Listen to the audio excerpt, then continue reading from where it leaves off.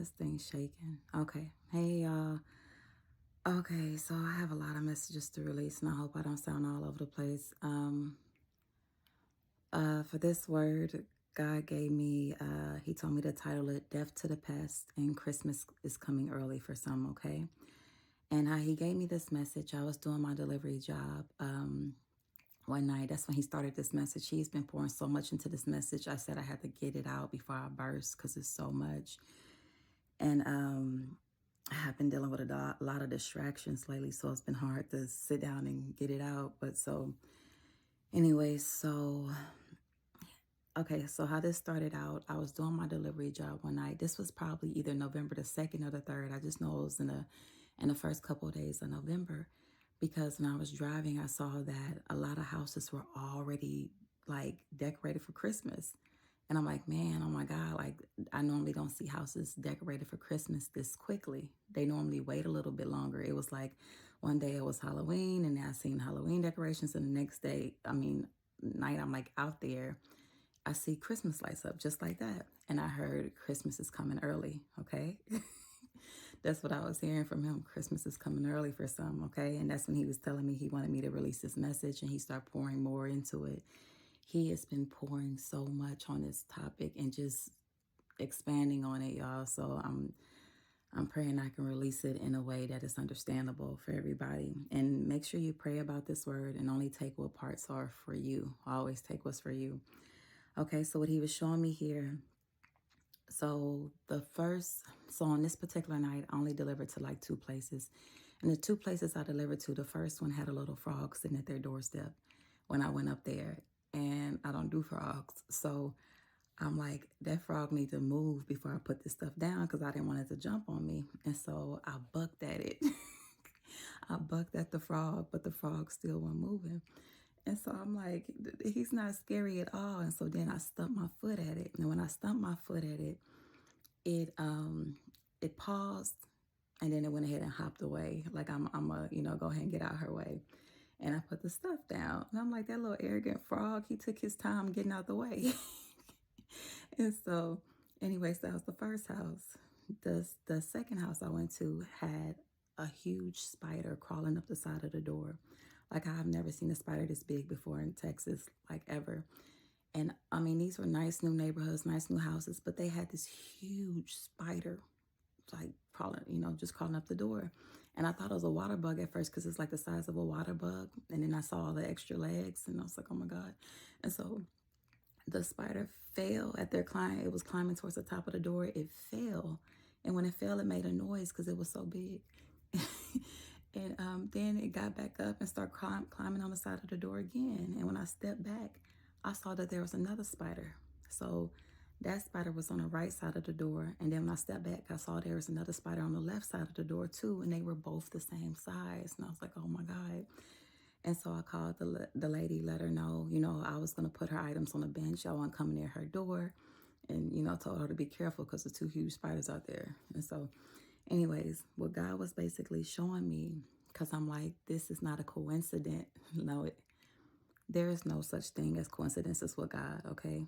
And I've had to learn not to put limitations on how he desires to speak to me, okay? You can't put limitations on how God desires to speak. He speaks in so many different ways if we pay attention, okay? So what God was showing me here in both of these situations, things had to be moved out of the way before I could, like that frog had to go. It had to go. It had to get moved out of the way before I could deliver what I was trying to deliver. I was not going to put it down there with that frog still sitting there, okay? Second house I go to, same thing. 2 huge spiders. They needed to go. I was not getting anywhere near their doorstep. They needed to go. Okay. So what he was showing me, he was in a process of moving things out of the way. He said, death to the pest. He actually gave me a prophetic dream that he led me to title Death to the Pest. He's talking about a lot of physical deaths that were going to take place. But he said that that death part had a 2-part meaning, basically meaning that it didn't necessarily, he wasn't just talking in the physical death aspect. Yes, it's going to be a lot of physical deaths, but also death of control, right? These people, he's going to take away their control, right? Um, the way he showed it to me, these are people who have been standing in his will. Well, not in his will, Lord, I said that wrong. These are people, they've been in a way, okay? Right? So they've been standing in the way of God's will for a situation. It could be God's will for organization. It could be God's will for a marriage or a family. For instance, if this person, if you have a kingdom spouse or something, and somebody else has been in their ear, they're standing in the way of God's will for you and that person. Okay, situations like that. But it's not limited to people. These moves I felt like he was making from people, relationships, organizations, just removing the power and the influence that these individuals have had in these areas because they're literally standing in the way of the will of God. So he said, death to the pest, it's time for them to go. And as he moves them out of the way, then he'll begin to deliver the things that he desires to deliver to us, okay? But first he has to move them out of the way. And this is not the first time I got this message from him. I actually had a dream, I think a couple months ago it was, where things were, once things were moved out of the way, there were babies popping out of the ground in the dream, 2 by 2. It was little babies popping out of the ground, and I was catching them as they came out and then handing them off. Oftentimes in dreams, I kind of play like a midwife in dreams, and this was one of them where there was babies popping out of the ground 2 by 2, boy, girl, boy, girl, boy, girl, and they were like all different races or whatever. And so that's what he reminded me of here. Some things have to be moved out of the way before he delivers what he has for you. Okay, y'all. Then the next, another time I was driving, y'all, he gave me so many messages. Another night I was driving, it was raining, and I normally don't like to do like deliveries in the rain or whatever, but it was a light drizzle. And he was ministering to me at the time because I remember I was feeling a weight of like sadness. I was dealing with my own stuff, but I was feeling more than me. And so he was letting me know how he hears the cries of his children. And he's going to come through for us. And this particular night, I had like 4 deliveries this night, and all of them came from the same location. And I've never had that happen before. And what he was saying to me was, God is about to bless some of us. He's about to start turning some things around. He probably already did it because I'm a little late getting this message out. But he wants you to know that he hears your cry. And every last blessing that's coming is coming from him. Every single one. Every delivery I did that night came from the same store. That never happens. It came from the same location. That never happens for me. Every single one.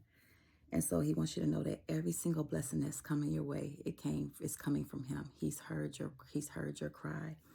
Okay. And y'all, this is basically like an update. Because I feel like I've said the same things over and over, but God wants me to release this. He's trying to keep us up to date to what he's doing on his end. So even when we don't see things happening naturally, he wants you to still know that he's working. He wants you to know what's going on his end. So anyways, as I continued driving that night, like I said, it was raining. He reminded me that all throughout the day, I kept seeing cop cars. I kept seeing cop cars. I kept seeing like cars pulled over as if they had been in an accident. And right before I did my first delivery, I came up on a fresh accident. Like it must have just happened because I saw the car that hit the other car pulling over to the side. But, there was no ambulance, no one there to arrive. They were just kind of trying to get out of the way of traffic. So it's a fresh accident. And what he immediately brought to mind was the message he gave me about pride comes before the fall, they'll be brought low. Where he was talking about God was looking at our heart. And I think this was in part 2, where he was talking about the prodigals coming home. And them coming home with damaged cars. The car in a dream, they came home and it had been an accident. So when I saw that, he immediately brought that to mind, that right now a lot of them are experiencing that. Okay. A lot of them have possibly just had their heart broken or they're about to. Okay. He's been talking about exposing a lot of different things that will ultimately, it's going to hurt. It's going to hurt them. It's going to be hard for them to hear, but it's going to be eye-opening. Okay, he's exposing a lot of things. They thought it was something that it never really.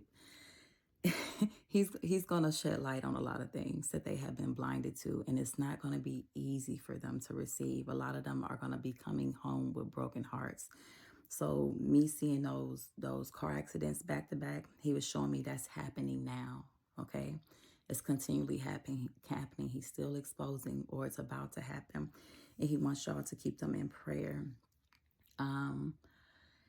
And then the place I was going to, y'all, this lady had either 21 or 22 jugs of water, right?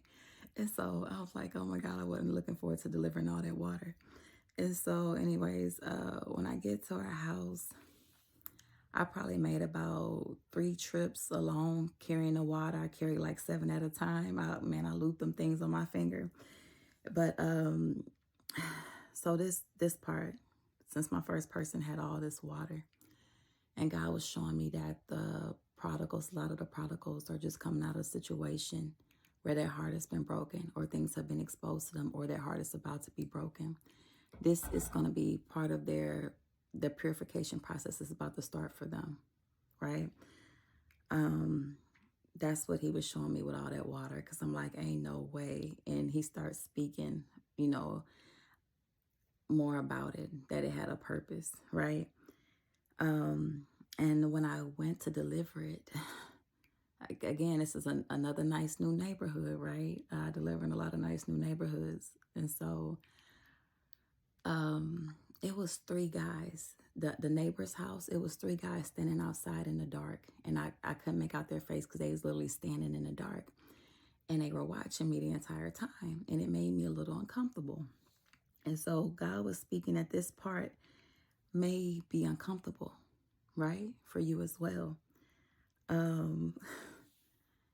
And this particular house did not tip. Yeah, I go to the new neighborhoods, like the nice new areas, because I need my tip or whatever. So doing these jobs is not even really worth it if the person don't tip. Like, I'm just being honest. So I would usually in those areas you kind of guaranteed to get a tip or whatever, right? And so this person, they didn't tip. And God was speaking right there.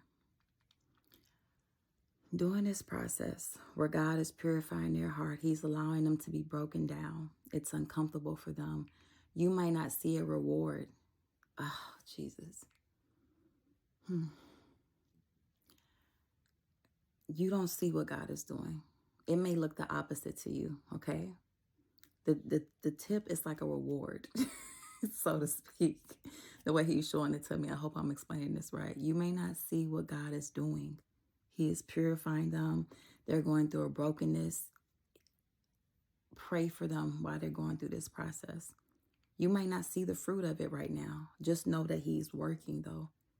He is working and he is purifying their heart right now. So what he wants y'all to do is keep them in prayer. Something else he showed me last night, y'all, that some deliveries can be held up if we are not doing our part, okay?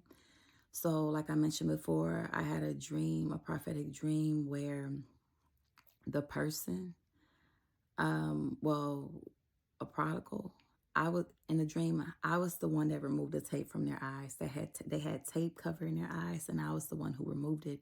And God showed me that I did that through prayer. So if God is leading y'all to pray for people, keep praying for them. I want to say this real quick too, because this is something the enemy has been doing lately. The enemy has been trying to harden people's hearts against praying for the people God has been telling you to pray for, because he knows your prayers are working. So he has literally been trying to harden your heart against that person. He's been trying to put thoughts in your head, bringing up past things and making you feel some type of way. He's been doing it to both of y'all, not just you. He's been doing it to both of y'all. So you will no longer want to pray for that person, okay? That is a tactic from the enemy. So sit with God and Remember all the things he's told you, and do whatever he's leading you to do. Okay, so I mentioned the three guys that were standing outside, and it made me a little uncomfortable, right? Because they were standing outside in the dark, like watching me take the stuff the whole time. And so when I left, I'm thinking, that was odd. I was, it was a little uncomfortable, whatever. And then the rest of the orders I had that particular night, it got like, um, they were a little scary. I was on these long, narrow roads, and it was so dark, and there was no light or whatever. And I'm like, Daddy, what's going on or whatever? And because he was speaking the entire time. He was speaking and pouring the entire time. And he said, get ready to face some fears. Okay. So he was already showing me that he's working on the prodigals, that they have, a lot of them have experienced heartbreak or about to experience heartbreak. They're going through a breaking process, a purification process with him right now. And which means it won't be long. It won't be long before you see them. Okay. So he's saying, get ready to face some fears, and not just the prodigals, the situation, as far as him moving things out of the way. As he moved things out of the way, then he'll begin to deliver things that you've been waiting on. So he's saying, get ready to face some fears too, because even though a lot of us want these things, he's shown me that a lot of us are scared of them. Okay. We're scared of them because of what we went through in the past. So that's why he's been wanting us to do that inward work, because he doesn't want you to receive this with fear. He wants you to receive this with peace and joy. Okay. So he said, get ready to face some fears. That's what he was showing me as I was driving. The road was so narrow. Oh my God. And you guys, if you have been experiencing this feeling of loneliness, I've had dreams where he's shown me, like, on this final road, like, the road gets really, really narrow. And in a dream, I remember I had somebody call me, and I couldn't even talk to them on the phone because they were about to make me have an accident because the road was too narrow. I had to focus. As you transition into this place, God has told a lot of y'all to move in silence. And if he's told you that, make sure you do it. But he may have also put you in a position to where you feel alone. But you're not alone. You're never alone. And when I felt this, I didn't like it. It was uncomfortable, and it made me a little sad. But when it took place, I knew he did it, and I knew why he did it, because he already showed me that we're going to have to take a narrow path to get there. So the movements you're making, you're not supposed to be telling people, not even the people you think you can trust the most, unless you talk to God about it and he said it was okay. But what I'm feeling from him is, the less people know, the better. You definitely want to get permission from him before telling people about this transition, about wherever he's taking you. Okay. So that's what he was showing me. Get ready to face some fears. It's a narrow road. So you may feel lonely. You may feel alone, but you're just about to walk into what he has for you. Okay, let me just add this. Remember, I was saying the first place I went to where I delivered all that water, they didn't even tip, right? The place there was one particular place that I put off going to. I didn't even want to take this job because when I pulled it up on a map, I couldn't see the house. So I like to see on the map, you got to look on the map in this area to see it, like what kind of neighborhood it is or whatever. So I like to see if it's different houses right next to each other. I know it's a regular neighborhood, but if I just see one house and nothing else and it's spaced out, some of these people live in the doggone woods. And I had to learn the hard way. So if I can't see like how their house is, or if it's just a regular house, or if it's off in the woods somewhere, I don't take it. In this house, I couldn't see, on the map, it didn't show me. And so I didn't want to take it, but it kept coming up, and I felt like I was supposed to take it. And y'all, it was so scary driving there because they had so much property, and I had to drive down their little path with trees on the side of me or whatever, and it was dark. But that delivery was the most rewarding one. I did 4 deliveries that night. That was the last one. I put it off last because I didn't want to go. But they were the only ones that they literally tipped me while I was walking back to my car. I got the notification on my phone. My tip hit like that, like immediately. They were the quickest to tip out of everybody. And what God showed me there, the thing you fear the most, this blessing, this thing He's promised you, even though you want it, some people, again, remember to take what applies to you. Even though you want these things, if this applies to you, you may be a little scared of it, right? For the people this applies to. God said that's going to be your most reward. That place was the most rewarding one for me. It was the most rewarding one. I received my reward sooner from them than I did anywhere else, okay?